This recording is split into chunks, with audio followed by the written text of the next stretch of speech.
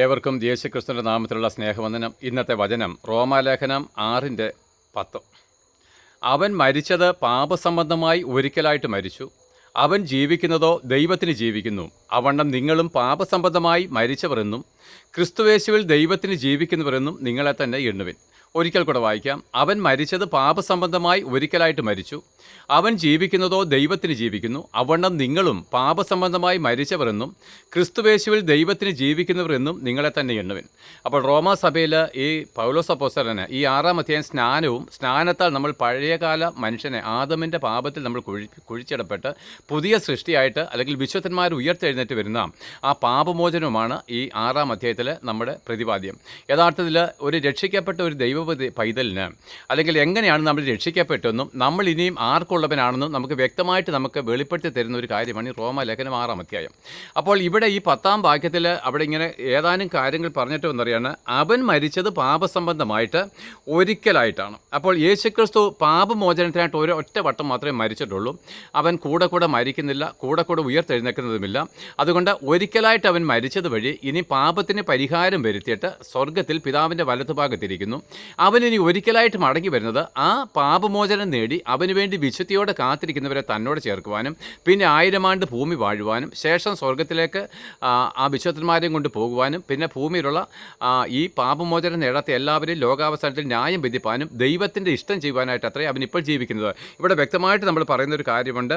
അവൻ ജീവിക്കുന്നതോ ദൈവത്തിന് ജീവിക്കുന്നു. അതായത് യേശുക്രിസ്തു ക്രൂശിൽ മരിച്ച് ഉയർത്തെഴുന്നേറ്റ് പിതാവിൻ്റെ വലത്തുഭാഗത്തിരിക്കുന്നത് വഴി അവന് ദൈവത്തിനായിട്ടാണ് ജീവിക്കുന്നത്. പിന്നെന്താണ്? നിങ്ങളും പാപസംബന്ധമായിട്ട് മരിച്ചവർ. എന്നിട്ട് പറയുകയാണ് അവണ്ണം തന്നെ നിങ്ങളും യേശുക്രിസ്തുവിനോട് കൂടെ മരിച്ചിരിക്കാൻ. എങ്ങനെ? സ്നാനത്താൽ മരിച്ചിരിക്കുന്നത് വഴി ഇനി നിങ്ങൾക്കുള്ളവരായിട്ടല്ല, നിങ്ങളും കർത്താവിനോട് കൂടെ ദൈവത്തിന് വേണ്ടി ജീവിക്കുന്നവരുടെ ലിസ്റ്റിൽ എണ്ണപ്പെട്ടിരിക്കുകയാണ്. അപ്പോൾ ഇനി നമ്മൾ ജീവിക്കുന്നത് നമുക്ക് വേണ്ടിയിട്ടല്ല, നമ്മൾ ദൈവത്തിന് വേണ്ടിയിട്ടാണ് ജീവിക്കുന്നത്. നമ്മൾ വിശുദ്ധന്മാരാണ്, നമ്മൾ സ്വർഗത്തിലെ അവകാശികളാണ്. അതിന് മുമ്പ് 1-2 കാര്യങ്ങളൂടെ പറഞ്ഞു കഴിഞ്ഞാൽ ഈ 6-ാം അധ്യായം തുടങ്ങുന്നത് തന്നെ എന്താണ് പറയുന്നത്? ആകയാൽ നാം എന്തു പറയണ്ടു? കൃപ പെരുകേണ്ടതിന് പാപം ചെയ്തുകൊണ്ടിരിക്കുക എന്നോ ഒരു നാളും അരുത്. പാപസംബന്ധമായി മരിച്ചവരായി നാം ഇനി അതിൽ ജീവിക്കുന്നത് എങ്ങനെ? അപ്പോഴെന്താണ്? നമ്മളെല്ലാവരും ആദമ്യ സ്വഭാവമുള്ള പാപ സ്വഭാവമുള്ള ദൈവത്തിന് ശത്രുക്കളായിട്ട് ലോകത്തിന് വേണ്ടി സാത്താന് വേണ്ടി ജീവിക്കുന്നവരായിരുന്നു. അതായത് പാപം ചെയ്യുമ്പോൾ നമ്മൾ സാത്താൻ്റെ അടിമത്തത്തിൽ സാത്താനെയാണ് മഹത്വപ്പെടുത്തിക്കൊണ്ടിരുന്നത്.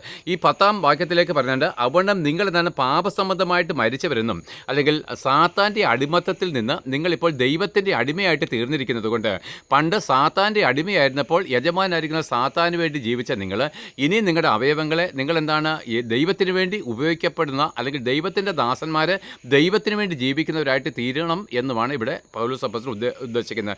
ആദ്യം ഈ സ്നാനമേക്കുവോളം നമ്മൾ സാത്താൻ്റെ അടിമത്തത്തിലായിരുന്നു, സാത്താൻ്റെ ദാസനായിരുന്നു. നമ്മുടെ യജമാനൻ പറഞ്ഞത് മാത്രം നമ്മൾ അനുസരിച്ചു. പാപം ചെയ്യുവാനുള്ള ആഗ്രഹം വരുമ്പോൾ പാപം ചെയ്യാൻ നമ്മൾ ഉത്സാഹിച്ചു. കൊലപാതകം ചെയ്യാനുള്ള ആഗ്രഹം വന്നപ്പോൾ കൊലപാതകം ചെയ്തിട്ടേ അടങ്ങുമെന്നുള്ള അവസ്ഥ വന്നു. മറ്റ് തെറ്റായിരിക്കുന്ന ആഗ്രഹങ്ങൾ ഹൃദയത്തിൽ വരുമ്പോൾ അത് ചെയ്തിട്ടേ നമുക്ക് സ്വസ്ഥത വരുത്തുന്നുള്ള ആഗ്രഹം വന്നു. കാരണം നമ്മുടെ യജമാനായിരുന്ന സാത്താൻ പാപത്താൽ അവൻ്റെ ചങ്ങലകളാൽ ബന്ധിച്ച് അവൻ്റെ ഇഷ്ടം ചെയ്തിരുന്നുവെങ്കിൽ ആ പാപസംബന്ധമായിട്ട് സ്നാനത്താൽ നമ്മൾ മരിച്ച് സാത്താൻ്റെ അധികാരത്തിൽ നിന്ന് സാത്താൻ്റെ ദാസ്യത്തിൽ നമ്മൾ വീണ്ടെടുക്കപ്പെട്ട് ഇന്ന് ദൈവം നമ്മുടെ യജമാനനും നമ്മൾ ദൈവത്തിൻ്റെ ദാസനുമായിട്ടിരിക്കാൻ നീതിയുടെ ആയുധം ധരിച്ചുകൊണ്ട് കർത്താവിൻ്റെ ഇഷ്ടം ചെയ്യുവാനായിട്ട് നമ്മളെ വിളിച്ചവരാണ്. എന്നിട്ട് പറയുകയാണ്, ഇനി അതിൽ ജീവിക്കുന്നത് ഇനി എങ്ങനെയാണ് നമ്മൾ സാത്താൻ്റെ ഇഷ്ടം ചെയ്യുന്നത്? ഇനി എങ്ങനെയാണ് നമ്മൾ സാത്താൻ്റെ ആ ഇഷ്ടം ചെയ്യുന്നത്? കാരണം സാത്താൻ്റെ അടിമത്തം നമ്മൾ വിട്ടു. ഇനി സാത്താൻ നമ്മുടെ മേൽ കർത്തൃത്വമില്ല. നമ്മളിപ്പോൾ ദൈവത്തിൻ്റെ അടിമയായതുകൊണ്ട് ദൈവത്തിനാണ് നമ്മുടെ മേൽ കർത്തൃത്വമുള്ളത്. അതുകൊണ്ട് പാപം ചെയ്യുവാൻ നമുക്കിനി കഴിയത്തില്ലെന്നാണ് അവിടെ എഴുതിയിരിക്കുന്നത്. കാരണം നമ്മളിപ്പോൾ ദൈവത്തിൻ്റെ ദാസനാണ്. പിന്നെ എന്താണ് പറഞ്ഞത്? അല്ല, യേശുക്രിസ്തുവിനോട് ചേരുവാൻ സ്നാനമേറ്റവരായി നാം എല്ലാവരും അവൻ്റെ മരണത്തിൽ പങ്കാളികളാകുവാൻ സ്നാനമേറ്റിരിക്കുന്നുവെന്ന് നിങ്ങൾ അറിയുന്നില്ലയോ? അപ്പോൾ നമ്മളെല്ലാവരും യേശുക്രിസ്തുവിൻ്റെ മരണത്തോടു കൂടെ ഏകീഭവിച്ചവരാണ്, പങ്കാളികളായിട്ട് തീർന്നവരാണ്. അങ്ങനെ നാം അവൻ്റെ മരണത്തിൽ പങ്കാളികളായിട്ട് തീർന്ന സ്നാനത്താൽ അവനോടുകൂടെ കുഴിച്ചിടപ്പെട്ടു. ക്രിസ്തു മരിച്ചിട്ട് പിതാവിൻ്റെ മഹിമയാൽ ജീവിച്ചെഴുന്നേറ്റതുപോലെ നാമും ജീവൻ്റെ പുതുക്കത്തിൽ നടക്കേണ്ടതിന്. നോക്ക് പ്രിയരെ, ഒരുവൻ ക്രിസ്തുവിലായാൽ അവൻ പുതിയ സൃഷ്ടിയാകുന്നു. അപ്പോൾ ഈ ലേഖനങ്ങളിലെല്ലാം ആകത്തുക നമുക്കായിരിക്കുന്ന സ്വർഗീയമായിരിക്കുന്ന പ്രവേശനത്തെ പറ്റിയാണ്. സ്വർഗത്തിൽ നമുക്ക് ലഭിക്കാനിരിക്കുന്ന അതിമഹത്തായിരിക്കുന്ന പ്രതിഫലത്തെ പറ്റിയാണ് ഇവിടെ എല്ലാം സംസാരിക്കുന്നത്. മുമ്പേ അത് നമുക്കില്ലായിരുന്നു. നമ്മൾ പാപത്തിൻ്റെ അല്ലെങ്കിൽ സാത്താൻ്റെ അടിമത്തത്തിലായിരുന്നപ്പോൾ നമുക്കൊരു പ്രത്യാശയും ഉണ്ടായിരുന്നില്ല. ഇന്ന് നമുക്ക് സ്വർഗ്ഗത്തെപ്പറ്റി നല്ല പ്രത്യാശയുണ്ട്. നമ്മൾ മരണത്തെ ജയിച്ചവരായിരിക്കുന്നു. നമ്മളിനി എന്താണ്, കർത്താവിൻ്റെ അടുക്കലേക്കാണ് പറന്നു പോകുന്നത്. പിന്നെ എന്താണ്, അവൻ്റെ മരണത്തിൽ സാദൃശ്യത്തോട് നാം ഏകീഭവിച്ചവരായെങ്കിൽ പുനരുത്ഥാനൻ്റെ സാദൃശ്യത്തോടും ഏകീഭവിക്കും. അപ്പോൾ ഇവിടെ എന്താണ്, യേശുക്രിസ്തു പാപസംബന്ധമായിട്ട് ഒരിക്കലായിട്ട് മരിച്ചു.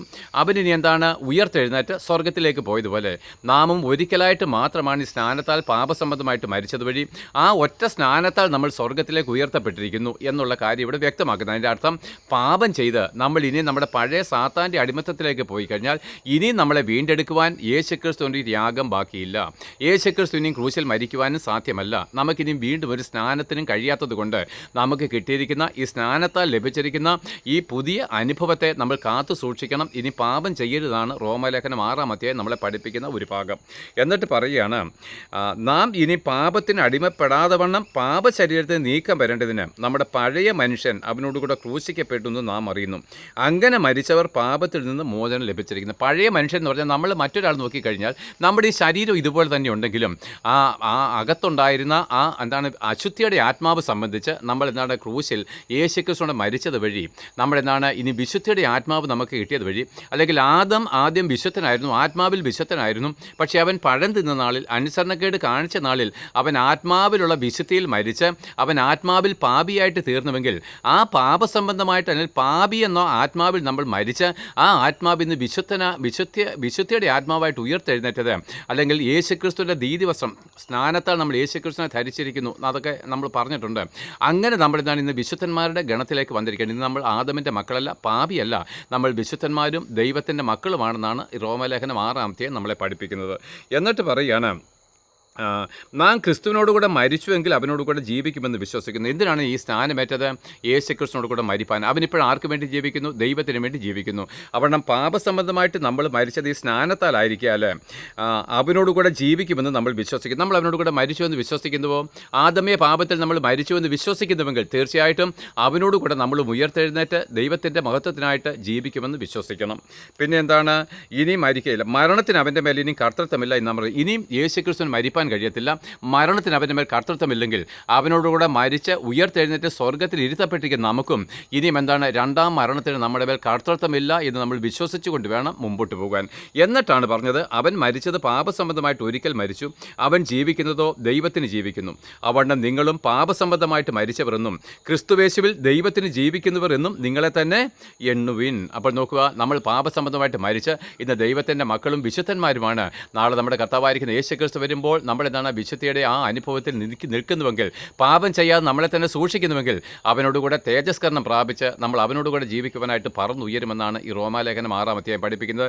അടുത്തൊരു വചനം കൂടെ പറഞ്ഞു നിർത്തുന്നു, ആകയാൽ പാപം നിങ്ങളുടെ മർത്യ ശരീരത്തിൽ അതിൻ്റെ മോഹങ്ങളെ അനുസരിക്കുമാറ് ഇനി വാഴരുത്. അതുകൊണ്ട് ഇത്ര വലിയൊരു പ്രത്യാശ, പാപസംബന്ധമായിട്ട് മരിച്ച് നമ്മളെ സ്വർഗ്ഗത്തിലേക്ക് കൊണ്ടുപോയി അത്യുന്നതമായിരിക്കുന്ന ദൈവത്തിൻ്റെ കൂടെ വസിപ്പാൻ നമ്മളെ വീണ്ടെടുത്തിരിക്കാൻ, നമ്മളെ പുതിയ സൃഷ്ടിയാക്കിയിരിക്കാൻ, ആദമ്യ പാപിയായിരിക്കുന്ന അനുഭവത്തിൽ മരിച്ച് ദൈവത്തിൻ്റെ മക്കളും വിശുദ്ധരുമായിട്ട് നമ്മളെ ദത്തെടുത്തിരിക്കാൽ ഇനിയും പാപം ചെയ്ത് സാത്താൻ്റെ അടിമനുഖത്തിലേക്ക് കുടുങ്ങിപ്പോയി കഴിഞ്ഞാൽ അവൻ്റെ അടിമത്തത്തിൽ നമ്മളെ വീണ്ടെടുക്കുവാൻ യേശുക്രിസ്തു ഇനി വീണ്ടും നിൻ്റെ പാപങ്ങൾക്ക് വേണ്ടി മരിക്കയില്ല.